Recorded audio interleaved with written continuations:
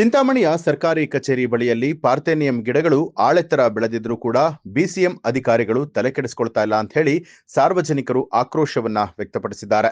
ಇನ್ನು ಸಮಸ್ಯೆ ಕೇಳಲು ಹೋದರೆ ಸೊಳ್ಳೆಗಳು ದಾಳಿಯನ್ನ ನಡೆಸ್ತಾ ಇದ್ದು ಸೊಳ್ಳೆಗಳ ಕಾಟಕ್ಕೆ ಕಚೇರಿ ಬಳಿ ಹೋಗೋದಕ್ಕೆ ಸಾರ್ವಜನಿಕರು ಭಯಪಡುತ್ತಿದ್ದಾರೆ.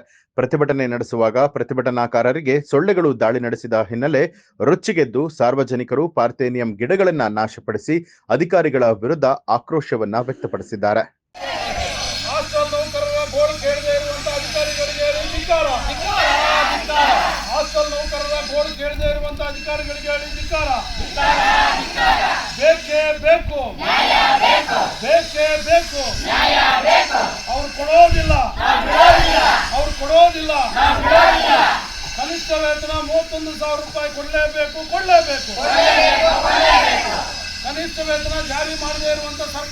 ಚಿಂತಾಮಣಿ ತಾಲೂಕು ಹಿಂದುಳಿದ ವರ್ಗ ಕಲ್ಯಾಣ ಇಲಾಖೆ ಮುಂದೆ ನಾವಿದ್ದೀವಿ. ಆದರೆ ಸಾರ್ವಜನಿಕರು ಭೇಟಿ ನೀಡುವಂಥ ಸ್ಥಳವಾಗಿರೋದ್ರಿಂದ ಆದರೆ ಇಲ್ಲಿನ ಅಧಿಕಾರಿಗಳು ಯಾರೂ ಕೂಡ ಇಲ್ಲಿ ಸ್ವಚ್ಛತೆಗೆ ಮಾನ್ಯತೆ ಕೊಟ್ಟಿರಲಿಲ್ಲ. ಇಲ್ಲಿ ಬಂದರೆ ಆ ಕಚೇರಿ ಮುಂದೆ ಹಲವಾರು ಗಿಡಗಳು, ಕೆಟ್ಟ ಗಿಡಗಳೆಲ್ಲ, ಗಬ್ಬು ಗಿಡಗಳೆಲ್ಲ ಇಟ್ಕೊಂಡಿದ್ದಾರೆ. ಈ ಸ್ವಚ್ಛತೆಗಾಗಿ ಸರ್ಕಾರ ಸುಮಾರು ಅನುದಾನವನ್ನು ಬಿಡುಗಡೆ ಮಾಡ್ತದೆ.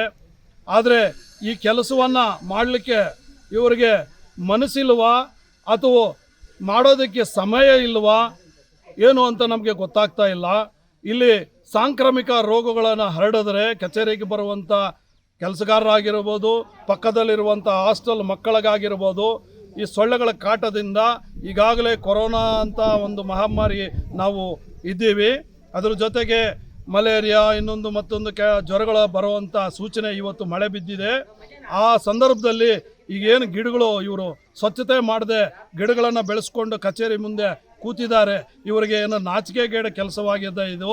ಇದಕ್ಕಾಗಿ ನಾನು ಹೇಳ್ತಾ ಇದ್ದೀನಿ, ಇನ್ನು ಮುಂದೆ ಕಚೇರಿಗಳ ಮುಂದೆ ಈ ಒಂದು ಸ್ವಚ್ಛತೆಯನ್ನು ಮಾಡದೆ ಹೋದರೆ ಮುಂದಿನ ದಿನಗಳಲ್ಲಿ ನಾವು ಇದೇ ಒಂದು ಅಂಶವನ್ನು ಇಟ್ಟುಕೊಂಡು ಉಗ್ರವಾದ ಹೋರಾಟವನ್ನು ನಾವು ಮಾಡ್ತೀವಿ ಅಂತ ಹೇಳ್ಬಿಟ್ಟು ನಾವು ಕೆಂಪು ಬಾವುಟದ ಮುಖಂಡರಾಗಿ ನಾವು ಈ ಮಾತನ್ನು ಹೇಳ್ತಾ ಇದ್ದೀವಿ.